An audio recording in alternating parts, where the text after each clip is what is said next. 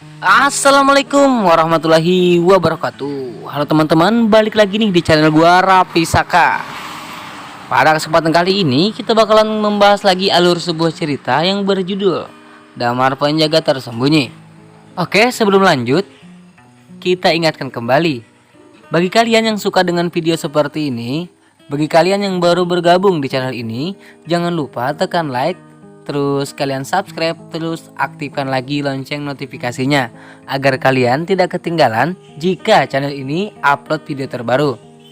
Dan tinggalkan jejak kalian dengan memberikan komentar terbaik di channel ini. Oke, selamat menonton. Dia datang untuk melihat lelucon Joel. Sudah 49 menit sekarang, dan di dalam 11 menit lagi Dokter Damar akan memecahkan rekormu. Joel, sesuai dengan kesepakatan sebelumnya, kamu akan menyerahkan hidupmu kepada Dokter Damar. Nankin juga membungkuk lebih dekat. Setelah beberapa menit, dia menutupi bibirnya dan tersenyum. Ketika Joel mendengar ini, wajahnya berubah menjadi hijau. Hanya 49 menit dan dia belum memecahkan rekor. Dia belum menang. Joel menggertakkan giginya. 11 menit lagi itu cepat. Nankin meliriknya. Joel mengepalkan tinjunya diam-diam. Mata biru-birunya penuh dengan keganasan. Dia terdiam sejenak lalu berkata dengan suara serak, "Aku mau ke toilet." Setelah berbicara, dia berbalik dan pergi. Nankin dan Kong Sitian sama-sama memperhatikan punggungnya. "Apakah kamu benar-benar pergi ke sana?" Kong Sitian tidak bisa menahan diri untuk bertanya. "Apakah kamu ini ada hubungannya denganku?" Nankin bertanya secara retoris. Kong Sitian tercengang dan melirik 5 tetua di sana. Pada saat ini 5 tetua masih menutup mata dan bermeditasi dengan tenang, menunggu Damar keluar. Tetapi mereka tidak memperhatikan sisi Joel. Pada saat yang sama dalam permainan catur setan darah, ledakan. Damar meninju lagi menghancurkan poin di depannya. Adapun pion lain, dia telah membunuh 2 pion dan 1 banteng. Semua gerbong dan senjata yang tersisa terbunuh. Mereka seperti jaring besar dan datang ke Linyang.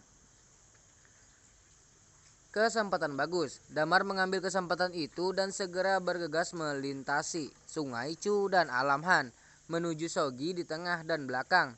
"Selama kamu menghancurkan Sogi, kamu bisa memenangkan permainan." Mata cerah, penuh antisipasi. Mobil kuda meriam di belakangnya tidak bisa mengimbangi kecepatannya sama sekali. Mereka melompat ke seberang sungai dan bergegas menuju Damar.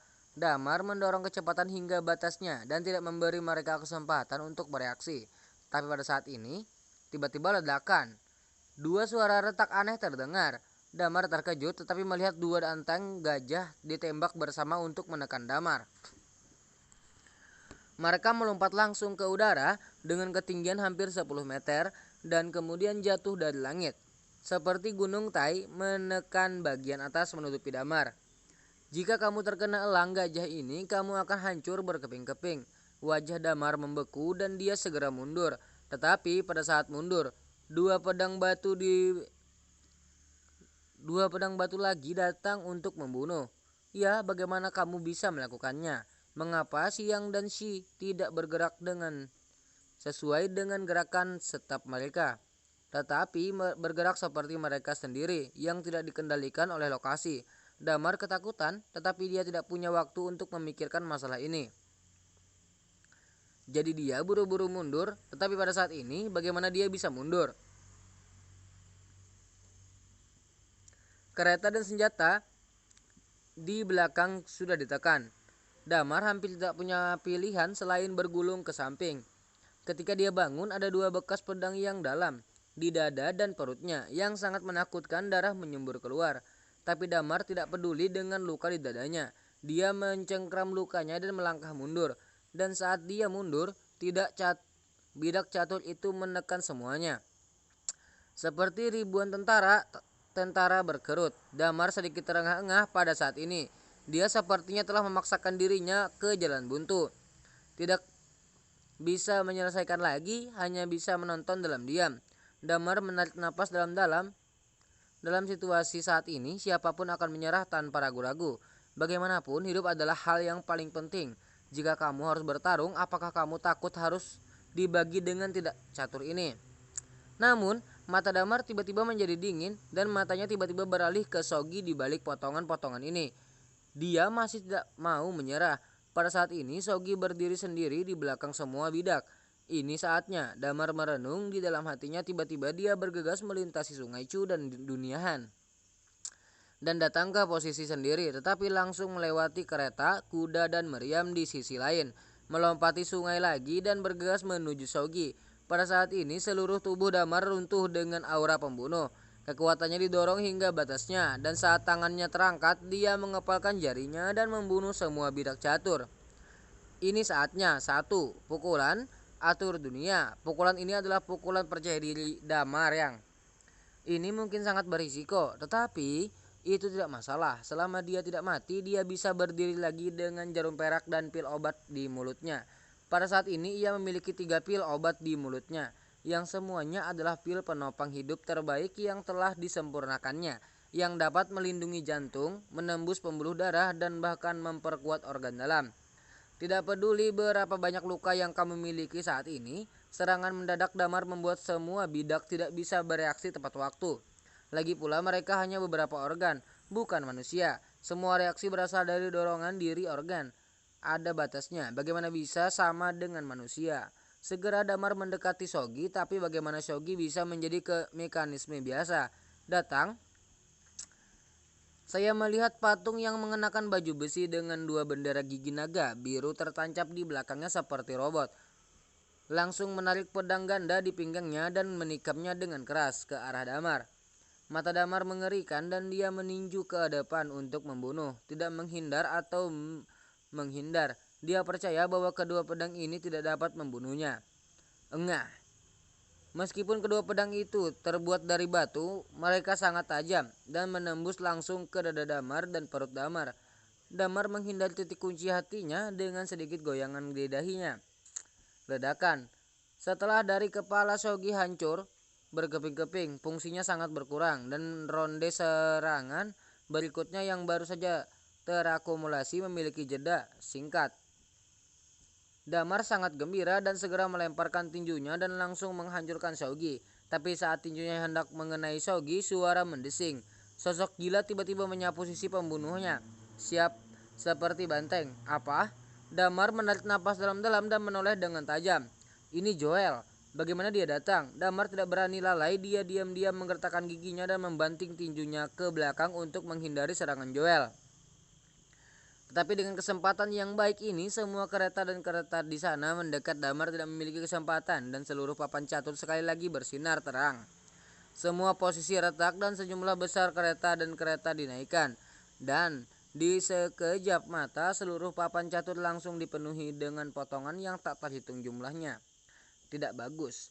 Damar menjadi pucat karena terkejut dan segera mundur melompat keluar dari papan catur. Joel di sana menatap Sogi yang patah dan tidak mau, tetapi dalam menghadapi begitu banyak pertempuran dia tidak berani main-main dan hanya bisa mundur dari papan catur. Ledakan. Pintu permainan catur setan darah terbuka. 5 tetua burung hantu darah, elang darah, dan sekte iblis darah lainnya bergegas masuk. Larangan permainan catur telah disentuh. Siapa yang melanggar permainan catur? Tetua kelima berteriak dengan keras. Damar tanpa ekspresi. Joel kembali sadar dan kemudian tertawa. Haha, itu penatua kelima. Maaf, saya pergi ke toilet dan pergi ke tempat yang salah. Saya tidak berharap tempat ini memiliki pintu belakang. Saya pikir itu toilet. Jadi saya masuk. Maaf, saya minta maaf. Saya pergi ke tempat yang salah di toilet. Haha, apakah ada kebetulan seperti itu? Saya pikir kamu melakukannya dengan sengaja. Kong Sitian mendengus dingin. Mungkinkah kamu melihat Dokter Damar? Waktu telah berlalu dan kamu tidak mau menyelinap masuk, mencoba menghalangi Dokter Damar. Itu hanya omong kosong, kata Joel dengan nada dianiaya. Damar menatap penatua kelima dengan dingin dan berkata, Penatua kelima, penjaga sekte setan darah, kamu benar-benar buruk. Kamu bahkan tidak tahu bahwa seseorang menyelinap ke permainan catur setan darah. Sen Dokter Damar, saya sangat menyesal. Ini tidak pada tempatnya. Tetua kelima berkata tanpa daya.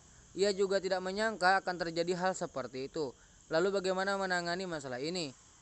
Tetua kelima berhenti berbicara. Joel juga tamu terhormat, jadi dia tidak bisa membunuh Joel kan? Kekuatan di belakangnya luar biasa, tetapi kekuatan asing sangat rumit. Bagaimana menghadapinya? Tentu saja tidak valid. Saya tidak sengaja memasuki permainan catur dan melanggar aturan. Karena aturan dilanggar, maka taruhan kamu dengan saya secara alami tidak valid, kata Joel buru-buru. Dokter Damar 10 menit lebih lama darimu. Dan jika bukan karena kamu masuk ke permainan catur tanpa izin, mekanisme perlindungan dari permainan catur diaktifkan. Jika tidak, Dokter Damar masih bisa bertahan. Kong Sitian menggelengkan kepalanya. Joel, kamu sangat tercela. Nankin menutupi bibirnya dan tersenyum. Aku mengatakan semuanya itu kecelakaan. Joel mendengus dan menatap Kong Sitian. Selain itu, ini tidak ada hubungannya denganmu. Apa yang kamu khawatirkan di sini? Kalau begitu aku masih menang, kata Damar dengan tenang. Harus berapa kali aku mengulangnya? Ada kecelakaan, jadi taruhan ini tidak masuk hitungan. Jika kamu punya pendapat, kamu bisa menemukanku sendiri, kata Joel dingin.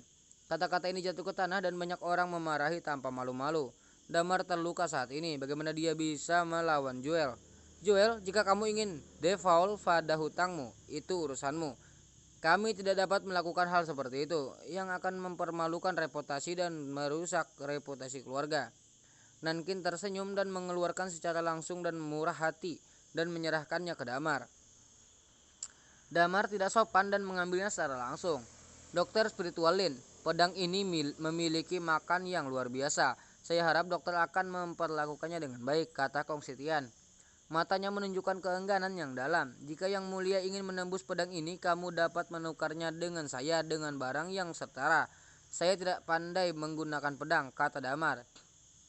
Haha, apa yang dikatakan Dr. Lin menarik. Di mata saya pedang ini tidak ternilai harganya, tetapi di mata Dr. Lin saya percaya bahwa bunga dan tanaman eksotis tidak ternilai harganya.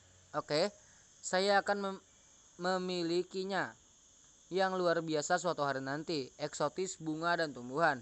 Temukan Dewa Dr. Damar lagi, Kong Sitian tertawa. Damar mengangguk. Aku akan merawatnya dengan baik. Baiklah, selamat tinggal, teman lama. Kong Sitian memandang pedang panjang itu seolah-olah dia terjebak dalam semacam ingatan. Damar menoleh untuk melihat Joel. Kamu bertekad untuk gagal membayar hutangmu, kan? Pertama-tama, seperti yang saya katakan, taruhan ini tidak ada artinya.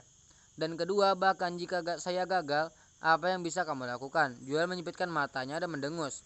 Tidak ada yang bisa berutang apapun padaku. Aku akan menemukanmu untuk mendapatkan apa yang pantas aku dapatkan.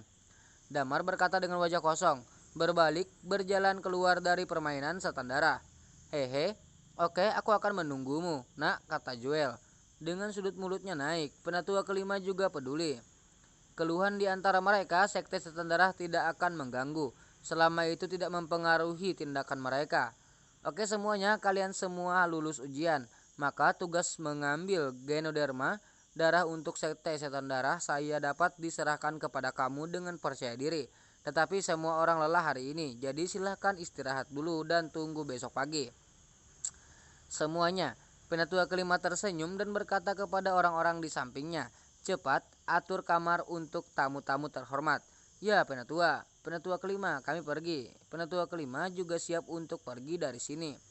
Namun pada saat ini, tiran darah di sini tiba-tiba berseru, 5 tetua, lihat ini. Penatua kelima melihat, menoleh sedikit. Kerumunan mengikuti suara itu dan segera menjadi pucat karena kaget. Saya melihat Xiaobei berdiri di luar papan catur. Dengan gemetar menunjuk bidak catur di sisi yang berlawanan itu Shogi. Dan setengah dari kepala Shogi telah hancur berkeping-keping. Apa? Otak penatua kelima menjadi kosong dalam sekejap. Seseorang benar-benar menyakiti Shogi. Seseorang memerintah apa? Shogi rusak. Tidak mungkin. Penatua kelima, kamu pasti melakukan kesalahan. Di ruangan yang remang-remang beberapa orang duduk di meja ranjang dengan ekspresi serius. Salah satu dari mereka berdiri merasa sedikit bersemangat. Aku melihatnya dengan mataku sendiri. Bagaimana aku bisa salah? Jika tetua kelima tidak percaya, kamu bisa pergi ke permainan catur setan darah untuk memeriksa Shogi. Lihat apakah itu rusak. Tetua kelima mendengus dingin. Ketiga tetua itu terdiam. Para tetua lainnya saling memandang dengan cemas. Laporkan masalah ini kepada master sekte sesegera mungkin, kata tetua kedua dengan suara serak. Dia terlahir sangat bungkuk, mengenakan jubah darah dan terlihat sangat berhati-hati di ruangan yang remang-remang ini. Tuan Sekte telah lama mundur dan dilarang keras bagi siapapun untuk mengganggunya. Kalau begitu, segera beritahu ketua sepupu. Masalah ini bukan masalah sepele dan ini sangat penting. Kamu harus tahu bahwa bahkan sekte kami Tuan baru saja bertemu dengan Shogi, tetapi tidak dapat menghancurkannya. Ada orang sekarang untuk dapat menghancurkan Shogi sedemikian rupa. Ini berarti bahwa orang itu dapat mengambil Kaisar Shu Xuanzeng. Berbicara tentang kata-kata Kaisar Shu Xuanzeng, beberapa tetua yang hadir semuanya terengah-engah, mata mereka penuh dengan mata. Jika kamu dapat meminta orang itu untuk menjemput Kaisar Shu Xuanzeng untuk sekte setan darah kami, saya akan memperoleh harta seperti itu. Belum lagi mendominasi dunia pada saat itu dan bahkan lebih tak terkalahkan di konferensi. Dengan cara ini, sekte setan darah kita pasti tidak akan terkalahkan. Membumbung ke langit, jaraknya akan mencapai 90 mil. Pada saat ini di dunia siapa yang berani menentang sekte setan darah saya? Benar, mata manusia penuh dengan keinginan dan keserakahan. Apakah kamu tahu siapa yang menghancurkannya? Pada saat ini tetua kedua bertanya dengan tegas. Aku tidak tahu saat ini, aku mungkin Lin Xinyi. Namun Joel, Nankin, dan Kong Setian yang masuk sebelumnya tidak dikecualikan. Kong Setian juga memperhitungkan, bukannya dia tidak bisa bertahan setelah dia masuk lebih dari 10 menit. Seseorang berkata tidak bisa bertahan lebih dari 10 menit. Saya tidak percaya sebagai murid Wuzun. Bagaimana Kong Setian bisa begitu tak terkalahkan? Menurut pendapat saya, dia pasti menjaga tangannya, kata penatua kelima. 5 tetua, apa maksudmu? Kita harus mencoba mencari tahu siapa Zun di game setan darah. Bagaimana mencoba? Kita akan tahu besok. Di dalam ruangan, Damar duduk bersila, seolah mengatur napasnya. Dia melepas semua pakaian di bagian atas tubuhnya, dan otot-ototnya yang kuat dan tebal terekspos di udara. Tetapi seluruh tubuhnya ditutupi dengan jarum perak padat terlihat sangat menakutkan. Luka pedang di dadanya dan perutnya sudah mengelupas, tapi daging letak di lengannya masih terlihat sangat mempesona. Saya harus mengatakan, permainan catur setan darah benar-benar menakutkan. Jika Damar telah menstabilkan tubuhnya dengan jarum dan pil perak sebelumnya, ditambah kekuatan tubuh astral bawaan di alam semesta. Jika tidak, Damar akan dibordir oleh bidak catur sejak lama. Mekanisme sederhana sangat menakutkan. Siapa yang membuat ini? Damar membuka matanya dan bergumam pada dirinya sendiri. Tiba-tiba ada gerakan samar di luar rumah. Damar mengerutkan kening, segera turun dari tempat tidur, mendekati pintu selangkah demi selangkah tanpa membuat suara, dan kemudian menariknya ke ketinggian. Pintu ditarik terbuka. Saya melihat seorang wanita cantik berdiri di luar rumah. Itu tidak lain adalah Nankin. Hei, Dr. Damar, kamu memiliki telinga yang sangat tajam. Nankin tidak merasa malu sama sekali dan tersenyum dengan murah hati. Apakah ada yang salah? Tentu saja, aku datang untuk menemui. Aku berkata, kamu tidak sakit, tapi aku hanya merasa tidak nyaman. Mengapa Dr. Damar tidak membantuku memeriksanya? Nankin berkedip. Kata-katanya penuh dengan godaan. Nona Nankin, saya tidak nyaman hari ini. Kamu dapat melihat bahwa saya terluka dalam permainan catur setan darah. Jadi, mari kita pergi ke hari lain, kata Damar dengan tenang, dan ingin menutup pintu. Dr. Shenlin, tunggu sebentar. Nankin buru-buru menutup pintu dengan tangannya. Apalagi yang ingin kamu lakukan? Damar sedikit waspada. Apa yang sedang dilakukan Nankin? Mengapa kamu terus mengganggu diri sendiri? Namun pada saat ini, suara yang cerah terdengar. Adik perempuan, ternyata kamu bersembunyi di sini, tetapi mudah untuk menemukanmu.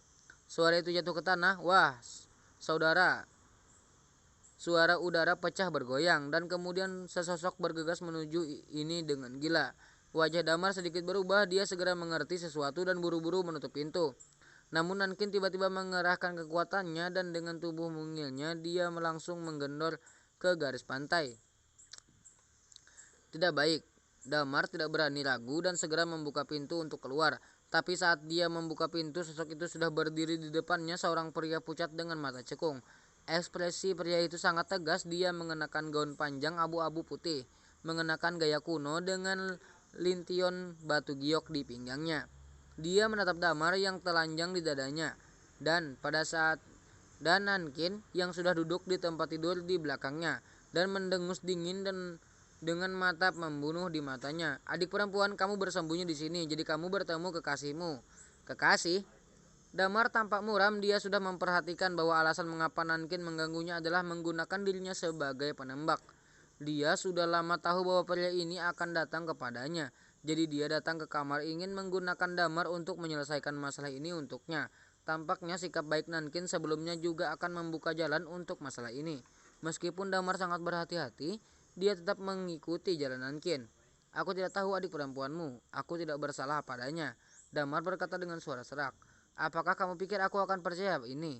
kata pria itu dengan ringin. "Aku benar-benar tidak percaya. Bahkan aku sendiri tidak percaya." Damar menggelengkan kepalanya. "Karena kamu tahu itu mudah ditangani, aku akan memberimu cara untuk berjalan, berlutut merangkak di bawah selangkanganku, dan kemudian memotong tanganmu. Jangan pernah muncul di depanku dan adik perempuanku," kata pria itu dan meletakkan menginjak pada kosen pintu. Dia menunjuk dirinya sendiri untuk menyeberang jalan.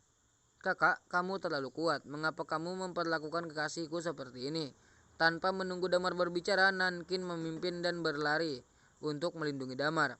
Langkah ini benar-benar membuat marah pria itu. Itu benar-benar menambahkan bahan bakar ke api. Wajah Damar seperti es. Yang paling dia benci adalah digunakan sebagai penembak.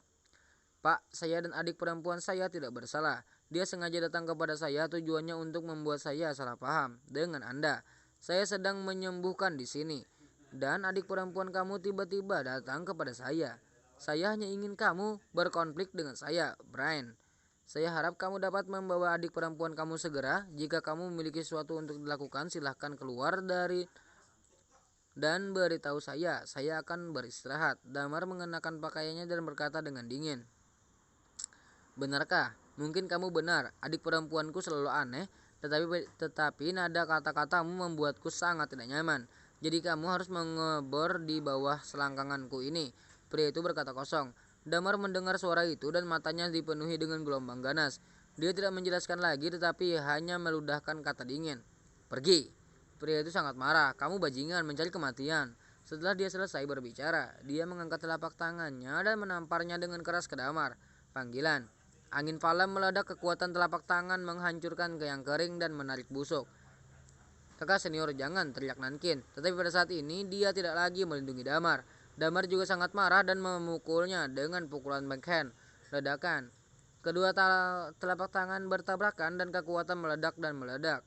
Tetapi baik pria maupun Damar tidak mundur. Namun saat ini Damar menjentikan dengan tangan lain. Suara mendesing. Sebuah jarum perak menembus punggung tangannya dan dalam sekejap kekuatan Damar tiba-tiba meledak. Ledakan. Tubuh pria itu terguncang dan terbang di tempat dan jatuh dengan keras ke tanah. Cukup malu. "Apa?" Alis Nankin berdiri tegak, diam-diam terkejut. Dia secara alami tahu apa kekuatan kakak laki-lakinya, dan dia bahkan bukan lawannya. Kalau tidak, dia tidak akan tertarik pada Damar. Tapi dia tidak menyangka bahwa kekuatan Dr. Damar ini jauh di luar dugaannya. Melihat bahwa Damar tidak sopan, dia menatap pria itu dengan dingin, melompat dan langsung mencabut pedang Wuzun yang diberikan oleh Kong Setian yang diletakkan di sebelahnya dan menebas pria itu dengan cemas. Ini untuk membuat orang itu mati, tapi bukan untuk menyalahkan Damar karena kejam. Bagaimanapun juga pria itu juga membunuhnya. Dr. Shenlin, tunggu sebentar. Wajah Nankin menjadi tegang dan dia buru-buru memanggil. Tapi Damar tidak bermaksud berhati-hati lembut, dan bilah tajam yang menembus langsung ke arah pria itu. Nankin tidak tahan lagi, dia langsung mengeluarkan pedang lembut yang tersembunyi di pinggangnya dan mendorong ke arah pedang Damar. Denteng. Suara tajam serangan pedang keluar, tapi Nankin terkejut dan mundur beberapa langkah. Dan tangan yang memegang pedang lembut itu bergetar hebat, hampir tidak memegangnya dengan mantap. Sungguh kekuatan yang menakutkan. Mata Nankin cerah dan dia sibuk dengan suara ridah. "Sen, Dr. Damar, tolong berhenti. Jika kamu mengatakan berhenti, hentikan. Bukankah kamu yang memulai hal ini terlebih dahulu?" Damar mendengus dingin tanpa berpikir tentang hal ini. Kemudian dia mengangkat pedangnya dan membunuh orang lain. Bajingan. Pria itu sangat marah. Bagaimana dia bisa rela segera bangun dan bunuh Damar lagi? Tapi sepertinya ada celah antara kekuatannya dan Damar. Belum lagi Damar memegang pedang Wuzun saat ini dan bertarung melawannya dengan melintas membunuhnya. Bagaimana dia bisa mengambil keuntungan? Kedua belah pihak bertarung sebentar. Raushi Nankin turun tangan dan mencoba yang terbaik untuk menghentikan Damar. Orang-orang itu menderita banyak luka. Dr. Shenlin, semuanya salahku. Tolong berhenti, jangan sakiti kakak laki-laki lagi. Kekuatan kakak laki-laki itu luar biasa. Jangan sakiti aku. Nankin berkata dengan cemas. Itu artinya aku bisa menyinggung sesuka hati. Damar mendengus dingin, tidak peduli dengan apa yang dikatakan Nankin, dan terus menyerang pria itu. Pria itu menjadi semakin sulit untuk dilawan, dan semakin banyak bekas pedang di tubuhnya. Setelah beberapa saat, seluruh orang akan menjadi pria berdarah. Sampai saat ini, berhenti. Sebuah teriakan keras terdengar. Segera setelah itu, sejumlah besar orang dari sekte setan darah bergegas ke halaman tempat tinggal Damar, dan secara paksa mengepung pria itu. Mata Damar tiba-tiba menjadi dingin menatap para setan darah ini, dan dia berteriak, "Apa yang ingin kamu lakukan?" Dr. Shenlin, orang ini tidak boleh terluka. Penatua kelima bergegas dan berkata dengan serius, "Tidak bisa terluka." Damar menatapnya dengan dingin.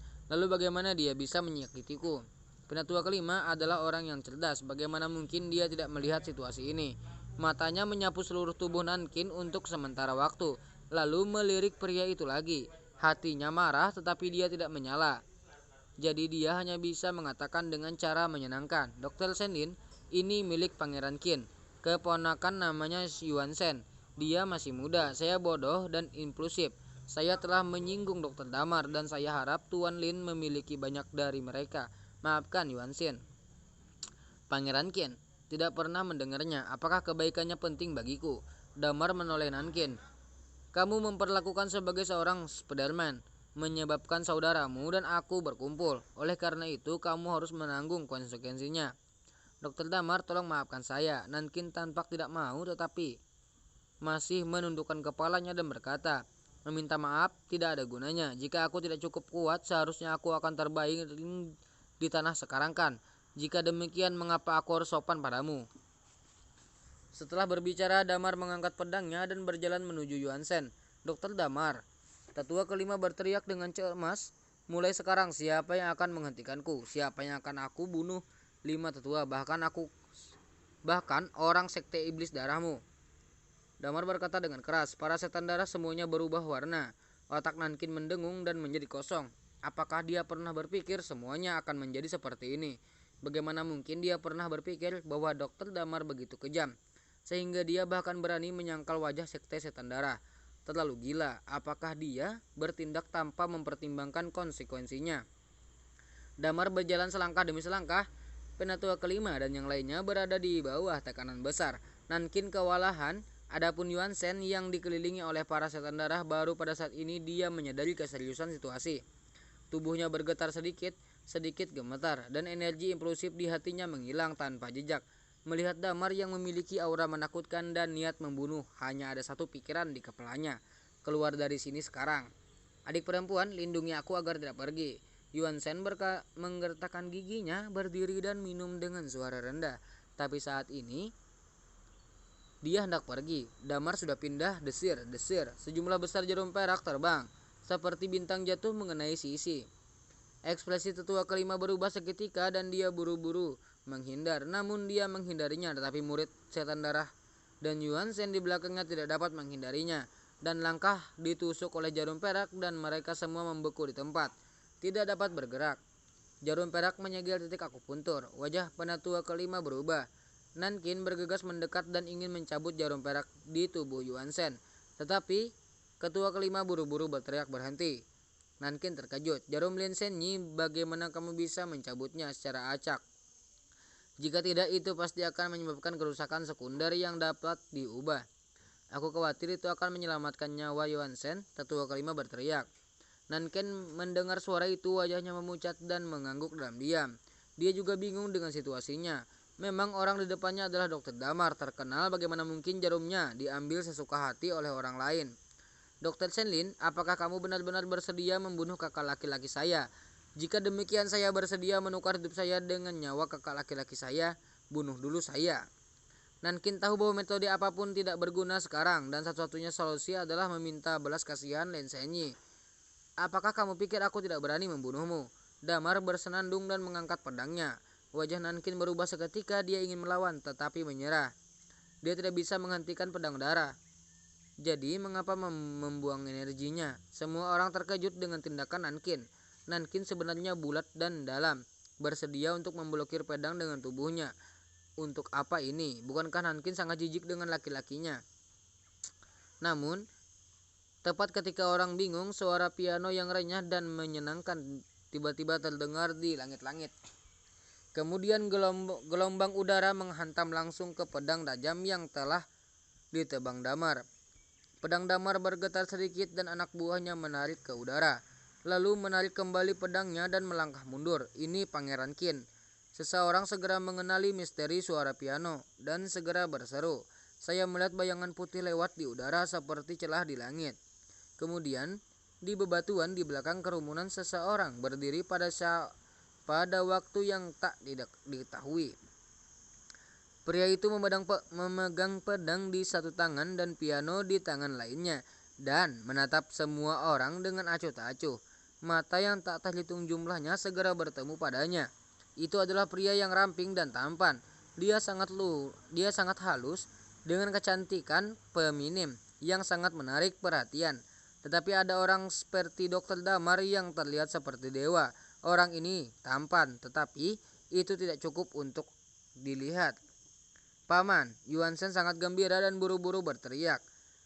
Datang dan selamatkan aku, Paman. Nankin juga buru-buru berlutut di tanah. Muridku mengunjungi guru.